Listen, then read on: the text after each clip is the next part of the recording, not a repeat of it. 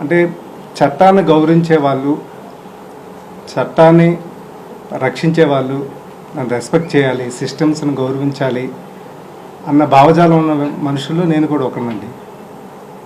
నిజంగా ఆ రకమైన దీనికి కానీ లేకపోతే దర్యాప్తుకి కానీ దేనికి కూడా నేను పర్టికులర్గా సహకరిస్తానని చెప్పాను. కోర్టు వరకు కూడా అదే విషయాలు చెప్పడం జరిగింది.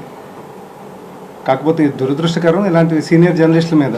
బేసిక్ ఇప్పుడు నన్ను పొలిటీషియన్ అనొచ్చు, కానీ నేను పొలిటీషియన్ అయినా, పొలిటికల్ పదవిలో ఉన్నా నేను చేసే పని జర్నలిజమే, వేరే పని నేను చేయను. నాకు అప్పగించిన బాధ్యత కూడా జర్నలిస్ట్గా రెగ్యులర్గా ఇందాక మీకు చెప్పినట్టుగా సీనియర్ జర్నలిస్టులు, ఎడిటర్లు ఏ పని చేస్తారో అదే పని చేస్తారు, అంతకుమించి వేరే పని చేయను.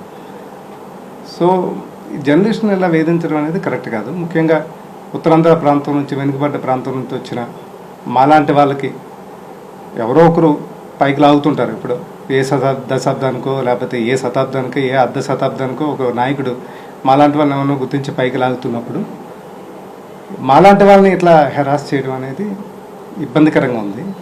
సో నేను ఆత్మవిశ్వాసంతో ఉన్నాను, ధైర్యంగా ఉన్నాను. ఎందుకంటే జగన్ గారి వెనకాతలు నడిచినప్పుడు ఆయన శ్వాస తగిలినా, ఆయన మాట విన్నా, ఆయన దేహం పక్కన నడిచినా చాలు. ధైర్యం లేనివాడికి ధైర్యం వస్తుంది, ధైర్యం ఉన్నవాడి ధైర్యం మరింత రెట్టింపు అవుతుంది. దీన్ని బలంగా నమ్మి మేము అడుగేస్తాం. ఎప్పుడు కూడా తప్పులు చేయాల్సిన అవసరం మాకు లేదు.